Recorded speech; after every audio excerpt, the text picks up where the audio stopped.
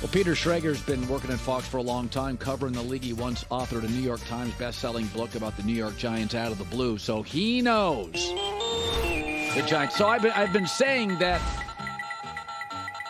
Greg Cosell came on an hour ago, and he said, as much as people don't like Daniel Jones, he's a better version of Alex Smith. He's bigger, he's got a stronger arm, and he's got tight end now that can play, running back. He said, if you like Alex Smith a little, you should like Daniel Jones more.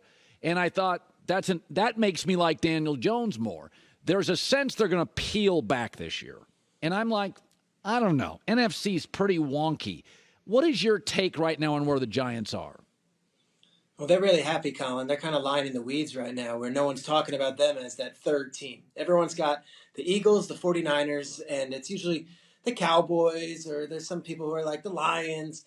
No one's talking about the Giants. They're happy with that. What the key is, and Waller's been great, and they're happy about Paris Campbell and some of the other young players on the outside, including Jalen Hyatt. They really like their offensive line right now. And when I say that, they've got Andrew Thomas on one side, who they just give a mega deal to. They got Evan Neal on the other, and they've got this young rookie and John Michael Schmitz, who they love at center. So they feel like they've got a young offensive line, and they've got all the players coming back from last year, and they're still playing a third-place schedule from their division. So the Giants, they don't toot their own horn. You know how they go about their business. This is all about team first, and it's not about rah-rah, and the Saquon stuff might have been ugly at times. But everybody's back. They think everyone's going to be healthy. And they were a playoff team last year who won a game. They were in the final 8 last year. So Giants, they consider themselves a playoffs team. Whether or not we in the media do, that's another story. Now you have Garrett Wilson, a 23-year-old number 1. Lazard's more of a 3. He'll be moved up to a 2. Hardman, Andy Reid bailed on. Tight end's not terribly productive. But they've got some cap space here with Corey Davis leaving. So my takeaway is Mike Evans, Van Jefferson, Tuesday's cut day. $19 million is something, Schrags. Do they go out and get a receiver, the Jets? They might, and that was the whole point when Rodgers, gave up that money, that you can go get a Dalvin Cook, and it's not going to completely set you off the rails. Now you've got some more money to play with. They really like this kid, number 16, Jason Brownlee. And I know that's not the first name you wake up to listening to on The Herd, Jason Brownlee, but he's a tall, undrafted kid, 6'2". They believe he's going to be in the rotation. He'll likely make the team. They still have Cobb and Lazard. Still have Hardman, who's a 2-time Super Bowl champion, and whether or not Andy Reid didn't want to pay him big money, still one of the fastest players in the NFL and is still a deep threat. And they believe Garrett Wilson could be one of these elite wide receivers. So I don't think there's a great urgency at wide receiver. I also don't think there's a great urgency at linebacker. A lot of people were like, why didn't the Jets go after Isaiah Simmons? Well, Jets didn't have to go after Isaiah Simmons. They like what they have. Jets have issues at offensive line, Colin. That's going to be the story of the season. If they can keep Rodgers upright, they'll be relevant. If they can't, goodbye. Yeah. With Jordan Love, I had somebody inside the building say, he's more than capable of starting in this league. There's not a lot of juice, but young quarterbacks, here's the advantage. Good coach, good O-line, good run game. And the NFC is up for grabs. So my takeaway is Jordan Love's going to work, but compared to Favre and Rodgers, it won't feel big. Is that fair? That the Packers are just a really well-run business. They do quarterbacks well. He has had 18 preseason dropbacks and 0 pressures. That is so Green Bay. My guess is it's gonna work. It's just there's not going to be a lot of wow there. Is that what you hear? Is that your guess? I don't know. I'll be honest with you. I've spoken to a lot of people in Green Bay, speaking to a lot of people who used to play for Green Bay, and it's like, we don't know. He's a great kid, but that doesn't do you any good when it's 3rd and 10 and you're up against a really good defense. We need a drive in the fourth quarter. No one knows, and they don't know.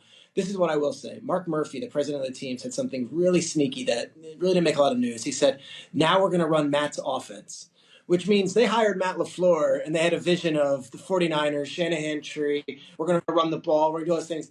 And when he got to it, it's like, wait, we have Aaron Rodgers at quarterback. We're not reinventing the wheel. Rodgers is really the one who's going to kind of figure things out on his own. And it was a mesh of the two offenses.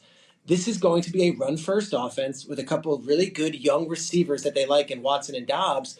But I can't look at you in the eye as a friend and a colleague for all this time and tell you, no, Jordan Love's the real deal. No one can. We don't know. This is his 4th year.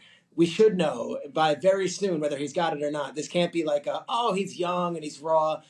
He's been waiting for 3 years for this opportunity. He's been handed the kingdom. He's got to be able to do it, and he's got to be able to do it right out of the gates. It's interesting. There was a story that Jason and I had both confirmed through different sources that the Rams did try to rework Stafford's deal, and the Rams kind of pushed back on it, but then Stafford came out and said, yeah, they tried to. So they couldn't. They had to move off some pieces, so it's a bit of a rebuild year. Not a bit, it is. But it's interesting with Stafford because recency bias is a real thing. I'm guilty all the time. I'm emotional. A year ago, Stafford's thrown for over 5,000 yards, and he looks fantastic. Little reckless, but fantastic. Now, O-line disintegrates. We think he's retiring. What is the vibe around Stafford in the building? Like, is he around? Are they going to draft a quarterback next? Where are they on Stafford? Look, if everything goes terribly and this team is a 2-win team and a 3-win team, of course they're going to consider a quarterback. And all I can say is what I'm hearing from the people that matter in the organization. The people that matter say Matthew Stafford looks better now than he has any time he's a Ram, including his first season there when they went and won the Super Bowl, when we're talking about August, how he looks. That's August. This team is so thin at every position on the roster. This is not the Super Bowl team. It's not. But it still does have Matthew Stafford. It still does have Cooper Kupp, who is healthy and going to play this week, or he's at least been practicing against Denver.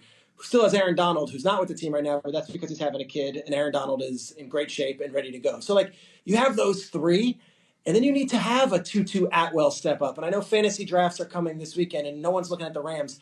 Draft Tutu Atwell in the last round. Let me tell you something. They drafted him in the second round, and he's playing well, and he's got a big role. You might need a player on defense who hasn't made a big name yet step up. This is going to come down to those three veterans. It's going to come down to Stafford. It's going to come down to Donald. It's going to come down to Kupp, and then a bunch of guys stepping up.